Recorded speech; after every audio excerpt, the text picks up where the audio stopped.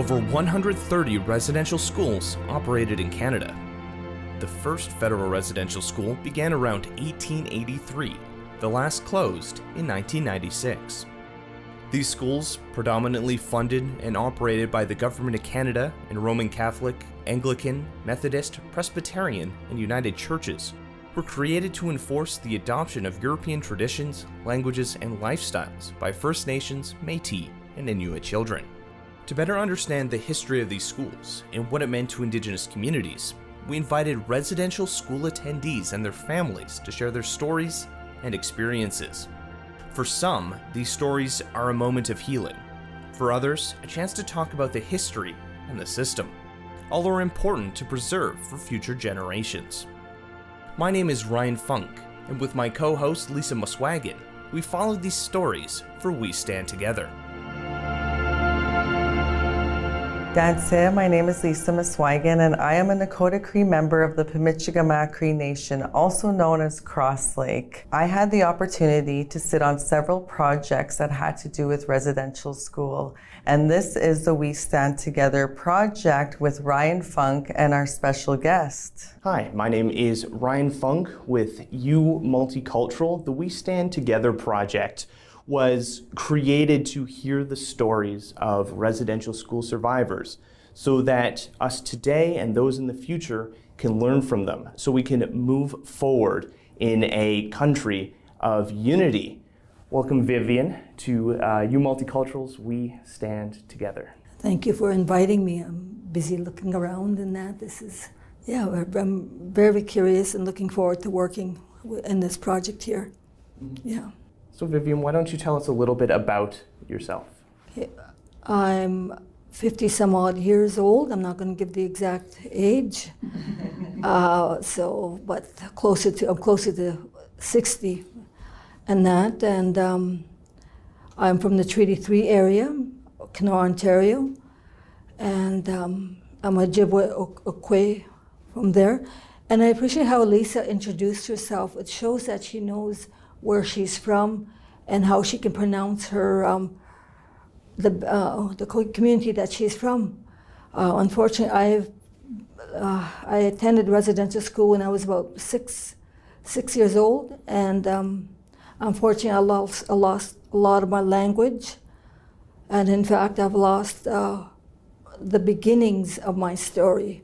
I usually use my name Vivian when I'm talking about my personal story. The reason because of that, my dad also attended Cecil Jeffrey, where the residential school that I attended, and they took away his last name.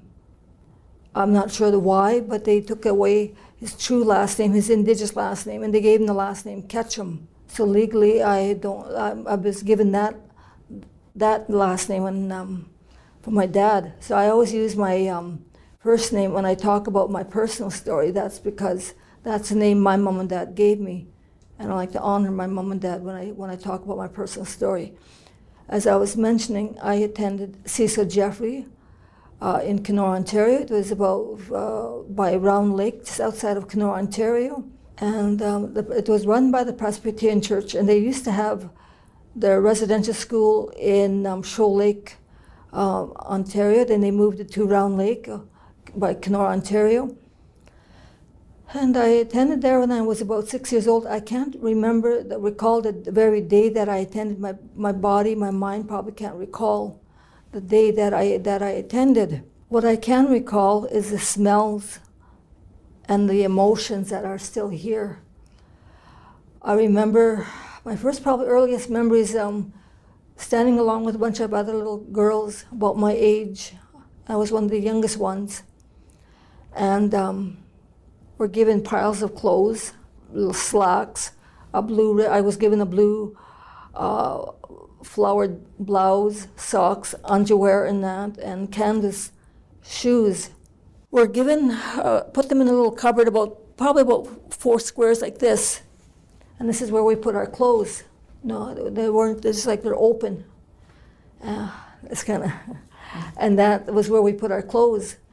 And then we put them there. Then we were led to the bunk. There was a long dorm, maybe about 10 rows on one side and maybe 10 on the other, and this is where the youngest ones.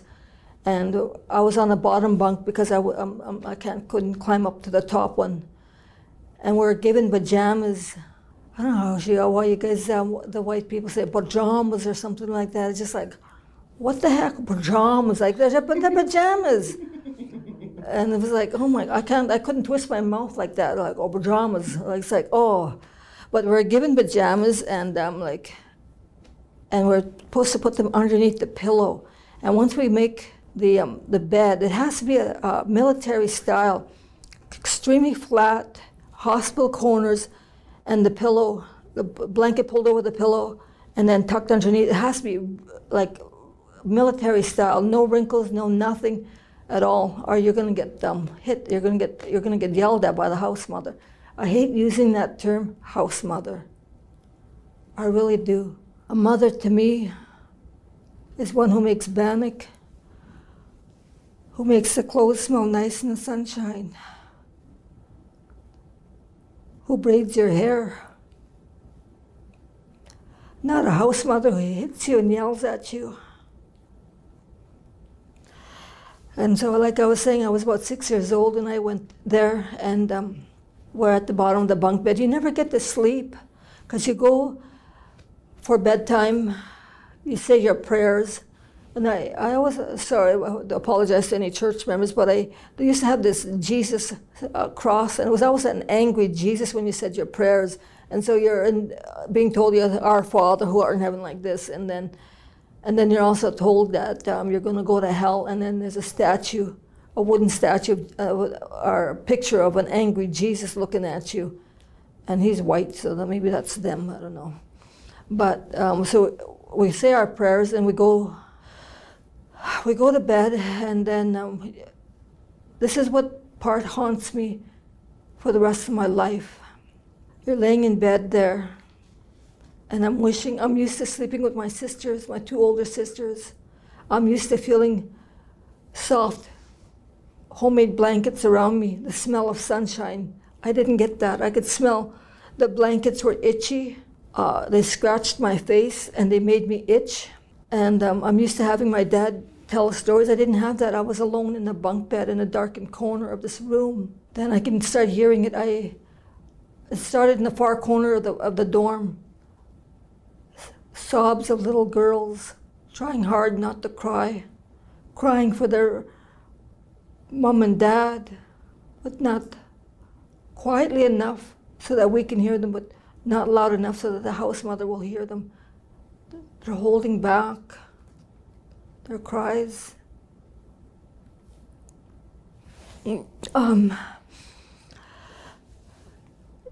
That was the worst part, but also the worst part was people started moving, the older kids started coming, the older girls started coming down and abusing the little girls. If you had a scab on your hand, they would pick it off. You get molested. And if you didn't have your sister in that room, you were a prey to the other girls. But the house mother would come and do her bed night check. She always checked every few hours. So once you see that flashlight bobbing in the hallway, all the older girls would just go back to the bed, and the sobbing would stop. And I think that still haunts me when I see the flashlight in a dimly lit room. It just brings me back. When then she goes back and everybody's back in their bunk beds, you're almost asleep, and all of a sudden you hear the thrill, the fire drill going off. You're just in your deep sleep where you can escape the horrors of residential school. Then that fire drill goes off. You don't know what's happening, but you're told to line up and go downstairs. And some kids would not wake up, and they would have to be carried down, all the way down to the fourth. For we're on the fourth floor, and someone would be carried down. We'd walk all the way downstairs, and we'd be counted outside, then back upstairs, go back to sleep for another couple hours, and we'd get woken up again. And then we would wash up. We'd have a large sink with a rubber hose at the end, and you push that, and you wash your hands like that. They have one of those sinks at the university here, I think it's the University of Winnipeg or Manitoba, they have that type of sink in there, and I just had, I nearly passed out when I walked in that bathroom and I saw that circular, half circular sink. I nearly passed out. I just like, oh my gosh! I was like, I walked into my nightmare, but I just walked out of there. But once you get to the downstairs, you wash up, you go downstairs, you get counted again, and you go to the past the lock room into the dining room, and then you're fed strange food. I wasn't used to eating that kind of food. There was some scrambled eggs with green stuff in them, and I'm not going to eat that. And there's milk. I'm not going to drink that. Where's my tea? Where's my sugared tea? That's what I'm used to drinking, like carnation in my tea. My mom would make it hot and sweet.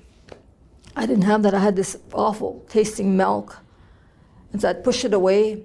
And then I could see my two sisters across the dining room, and I'm starting to cry again. But I could see them get up again, because they've always been told by my mom and dad, look after Banunja, look after baby. That's me. They were told always to look after me, no matter wherever we were. I was supposed to be looked after. That's what they were told by mom and dad. They could see me crying in the far, and they were going to get up and come to me. Instead, they were pushed down by the staff member. And the house mother comes to me, and she pushes those scrambled eggs in front of me. You got to eat this. And I'm trying to get up, I'm trying to go away, and I get shoved right back on the chair. And I'm forced to eat those eggs and drink that milk until I threw up. The dining room was empty. Everybody went to school, and I'm sitting there. I threw up all over the table. I was just told to wipe up and go to the locker room and get ready for school. The school was right next to the residential school, and I loved that little blue schoolroom. My first teacher was Mrs. Rice, and she was good. She smelled good. She talked softly, and there was no prayers. There was no angry Jesus pictures around there. And in the summertime, she made butter. We sat out in the grass there in front of the school, in front of the little schoolroom, and we made butter, white butter. And she had crackers, and we had a snack there. I'm always fascinated by food. Probably because I didn't have enough of it in residential school, or it was probably pretty bad that I didn't eat it. Again, at recess time, then if you don't have your older siblings or somebody to look after you, when you're out there, it's not the little girls that come after you, it's the older boys. And they took the little ones out in the bush. Yeah. Hold them down and rape them. They're only kids. It was done to me. Two older boys. I think I was about 6 years old. And sometimes so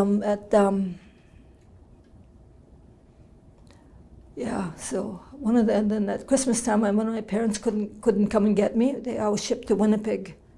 And that was like heaven for me, because an older church lady came, and I got to stay with her, and I got to wash up in the big tub, and I felt safe, and I got to eat food, and that was good. She took me shopping and that. It was good. But then I had to go back to the hellhole. There was an incident, looking at my finger here. I was told one time I had to go to the dentist, and wasn't sure what a dentist is, and was it another monster? So me and another girl, we hidden out in the shower room all day, and we're called out to the locker room at the end of the day, and the house mother said, we had lined up in rows of fours. And she says, Vivian, come up here. I said, how come you didn't go to the dentist? I kind of shrugged my shoulder because she's talking too fast. and I didn't quite understand her. And I went like this, and then she said, take off your shoe. And I took off my shoe. I was wondering why she wanted my canvas shoe. These are like canvas rubber sole shoes at the bottom, and there's canvas on top. It's the kind of shoes that we wore, and she had me take it off. And she had me put my hand out like this, and she hit me as hard as she could with my shoe, and she ended up breaking my finger. I remember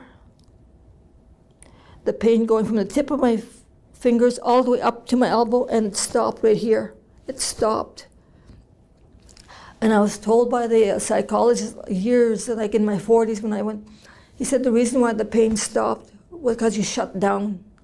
To survive, you had to shut down. That's when I got hit with that shoe, that was the day I quit crying. And I ended up breaking my finger. Yeah. Yeah, I was there about 3 years until it closed down in 1976, 77. It got kind of chaotic at the end. But my home life wasn't the same after I left residential school. Yeah, my mom and dad turned into monsters. Yeah, I love them, but they turned into monsters. I don't blame them. I was told my dad was broken by what happened, by his loss of kids, so I don't blame them. I love my mom and daddy. Yeah. Well, thank you for sharing your story with us. I know it's incredibly painful and hard to talk about, but I think it's important to hear these stories because this is within many people's lifetime. It's not that long ago. Like, was it the 90s? Like 1996 was the last one. Mm-hmm.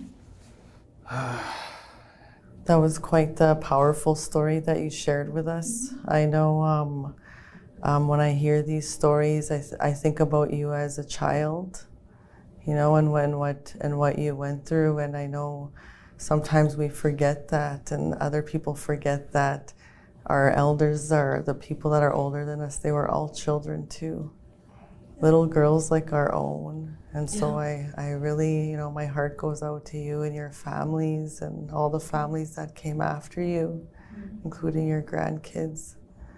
You know, that intergenerational trauma is hard to heal from, and I know you're probably still struggling with that today.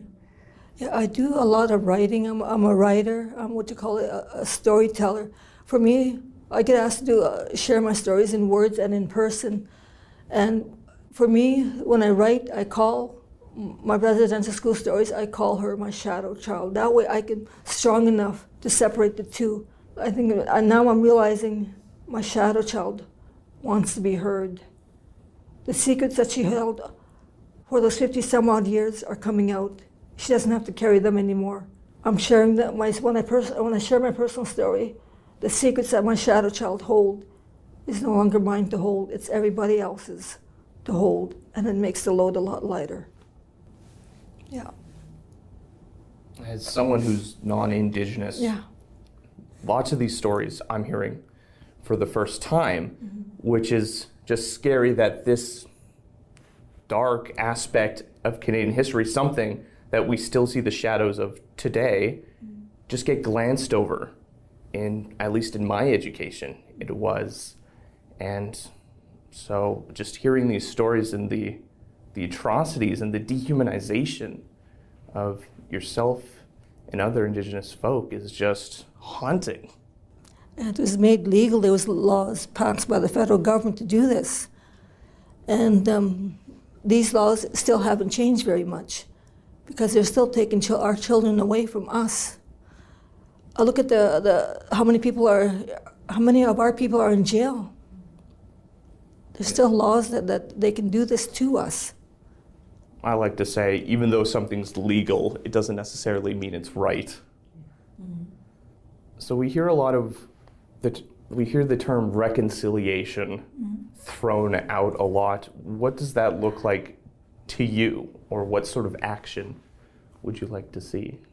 Well, reconciliation is heart knowledge of our stories. listen to us, hear us, walk with us.